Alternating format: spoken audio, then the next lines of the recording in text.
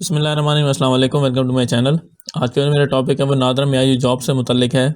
तो इसका जो पहला पार्ट है वो आप लोगों ने देखा होगा, मेरे चैनल पे उसकी वीडियो मौजूद है, जिसके अंदर मैंने जॉब से रिलेटेड काफ़ी ज़्यादा इन्फॉर्मेशन शेयर की है, जिसके अंदर number of vacancies, in jobs का सिलेबस, इन जॉब्स का काम, इनकी सैलरी, इनका सैलरी स्ट्रक्चर किस तरह से होगा, काफ़ी ज़्यादा चीज़ें मैंने शेयर की हैं।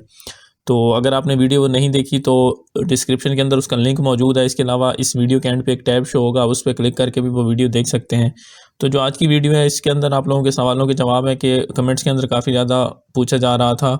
कुछ चीज़ों तो मैंने कोशिश की है कि वहाँ पे रिप्लाई करूँ, लेकिन सवालात ज़्यादा थे, जिस वजह से मैंने उसके लिए इसका जो है पार्ट 2 बनाया है। तो उसके अंदर शुरू करते हैं। सबसे पहले सवाल ज़्यादातर ये पूछा जा रहा था कि डिस्ट्रिक्ट तहसील के हवाले से कि ये जो नंबर ऑफ़ वैकेंसीज़ हैं ये किस तरह से हैं। तो ये आप लोगों की स्क्रीन पे शो हो रहा होगा, ये जो नंबर ऑफ़ वैकेंसीज़ आई हुई हैं ये तहसील वाइज़ आई हुई हैं। तो इसके अंदर अक्सर पूछा जा रहा था कि मेरा एड्रेस चेंज हो गया या सीएनआईसी के मुताबिक अब मेरा परमानेंट एड्रेस और है। तो इसमें आपने ये देखना है कि आपके डोमिसाइल या आपके आईडी कार्ड पे जो भी एड्रेस है उसके अकॉर्डिंग अगर आपकी तहसील की वैकेंसी है तो आप इस पर अप्लाई कर सकते हैं। और दूसरी बात है कि ये तहसील वाइज है। मिसाल के तौर पर ये मेरे सामने जो ओपन है बखर दरिया खान वाली है, तो ये तहसील बखर से रिलेटेड और तहसील दरिया खान कलूर कोट के हवाले से है। तो ये डिस्ट्रिक्ट वाइज नहीं है, ये तहसील वाइज है। एक तहसील में इतनी इतनी वैकेंसीज़ हैं। तो डोमिसाइल में या सीएनआईसी के ऊपर आपकी जो भी एड्रेस जो भी आपका मेंशन है, अगर इसके अकॉर्डिंग है, आप उसका तहसील से बिलोंग करते हैं तो आप उसके लिए एलिजिबल हैं, आप उस पर अप्लाई कर सकते हैं। अच्छा, उसके अलावा एक और पूछा जाता है कि कुछ लोग कह रहे थे कि मेरी एफएससी जो भी है मेरी रिक्वायरमेंट पूरी है, लेकिन मेरी एज 18 से कम है। तो इसके लिए जो एज लिमिट है वो 18 से शुरू होती है, वो भी उसके बाद 18 के बाद भी ये ज़रूरी है कि आपका सीएनआईसी भी बना हुआ हो। तो ये लाज़मी नहीं है कि चाहे आपने एफएससी 18 साल से पहले भी कर लिए तो आप इसके लिए एलिजिबल हैं। आप तभी एलिजिबल होंगे जब आपका आईडी कार्ड इसके लिए बना हुआ होगा। इसके अलावा एक्सपीरियंस के हवाले से पूछा जा रहा था कि मेरा एक्सपीरियंस कम है, तो जो है मेरे पास कंप्यूटर डिप्लोमा है, तो इस तरह की चीज़ें। तो इसके अंदर ये जो चीज़ मेंशन है वो है कि प्रेफर किया जाएगा अगर आपका 1 साल का एक्सपीरियंस होगा डाटा एंट्री का। तो अगर आपको ग्रिप है, मतलब आपने काम किया हुआ है, या आप समझते हैं कि आपने जो डिप्लोमा हासिल किया है इसके बाद आपको फील्ड वर्क भी आता है, तो आप इस पर लाजमी अप्लाई करें। एक्सपीरियंस का जो है आपको हो सकता है बेनिफिट मिल जाए इंटरव्यू के अंदर, अगर आपका इंटरव्यू अच्छा हो जाता है तो, क्योंकि ये प्रेफर किया हुआ उन्होंने कि 1 साल का एक्सपीरियंस है। इसके अंदर ये चीज़ जो है वो मेंशन उन्होंने इस वजह से की हुई है। तो अगर आप इस कैटेगरी में फ़ाल नहीं भी करते तो आप इस पर अप्लाई लाजमी करें। अच्छा, इसके बाद जो चीज़ है ये टाइपिंग स्पीड के हवाले से कि टाइपिंग स्पीड कितनी होगी। तो टाइपिंग स्पीड के हवाले से ये है कि इसके अंदर कोई स्पेसिफिक मेंशन नहीं है कि टाइपिंग स्पीड कितनी होगी। इसके अंदर एक पैराग्राफ दिया जाएगा आपको, और आपको ना मुतलका एक टाइम दिया जाएगा, स्पेसिफिक टाइम दिया जाएगा, 5 मिनट या 3 मिनट।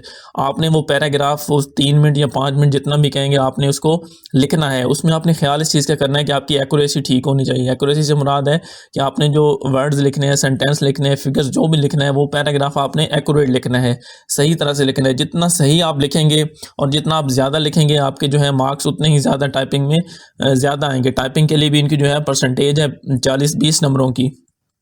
तो इसके अंदर टाइपिंग स्पीड मेंशन नहीं है, लेकिन आपकी टाइपिंग स्पीड अच्छी होनी चाहिए, क्योंकि आपने टाइम लिमिट के अंदर वो पूरा करना है पैराग्राफ। तो आपको अगर पता है, मतलब आप इसके लिए अच्छे नंबर इसमें से हासिल कर सकते हैं। लाजमी नहीं है कि आपकी कोई स्पेसिफिक टाइपिंग स्पीड हो, 25 की हो, 30 की हो, जितनी की भी हो। तो ये दूसरी चीज़ थी। इसके बाद जो है जी प्रिपरेशन के हवाले से है। तो प्रिपरेशन के मैंने आपको पिछली वीडियो में सिलेबस से मुतालिक बता दिया था। इसके अंदर जो IQ है, जनरल नॉलेज है, एरर के हवाले से है, जनरल साइंस है। तो IQ के हवाले से ये है कि मेरी चैनल पे वीडियो मौजूद है। इंटेलिजेंस ऑपरेटर की जो वैकेंसीज आई थी उसमें मैंने इंटेलिजेंस ऑपरेटर के हवाले से IQ की अलग से एक वीडियो बनाई, आप मेरे चैनल पे देख सकते हैं। इसके अलावा जनरल नॉलेज से रिलेटेड भी काफ़ी ज़्यादा वीडियोज़ मौजूद हैं, आप मेरे चैनल पर देख सकते हैं। इसके अलावा अगर आप बुक पढ़ना चाहते हैं तो IQ के जो सवालात होते हैं वो NTS के पास पेपर में आपको ज़्यादा मिल जाएंगे। अगर आपके पास NTS पास पेपर की कोई बुक है तो आप वहाँ से उसकी प्रिपरेशन कर सकते हैं। और जो जनरल नॉलेज की बात है तो उसमें आपने कुछ स्पेसिफिक चीज़ें होती हैं, जैसे कि आपने कंट्रीज़, उसके नाम, उनके कैपिटल। जनरल नॉलेज में वैसे काफ़ी ज़्यादा चीज़ें आ जाती हैं, तो बेहतर है अगर आप PPSC पास पेपर BS11 यानी जूनियर क्लर्क लेवल तक आप वो पेपर पढ़ें, उनको याद करें, तो आपकी जनरल नॉलेज की जो तैयारी है वो अच्छी हो जाएगी। इसके अलावा जो आपको फिर ओवरऑल आपका मेरिट बनेगा, और जो इसके बाद आपकी फ़ाइनल सिलेक्शन होगी। तो सिलेबस के हवाले से भी मैं आप लोगों को पहले बता चुका हूँ। तो इसके अलावा मैं आपको उसकी बता देता हूँ मार्क्स वेटेज के हवाले से कि कितने कितने मार्क्स एलोकेट हैं किस चीज़ के लिए।